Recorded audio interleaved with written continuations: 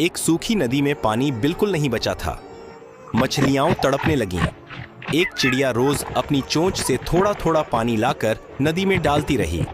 धीरे धीरे नदी में पानी भर गया और मछलियां बच गईं। नदी किनारे हरे पेड़ उग आए।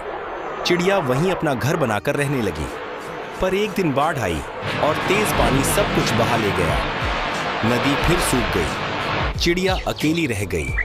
मगर कुछ समय बाद फिर बादल बरसे और नदी में पानी लौट आया।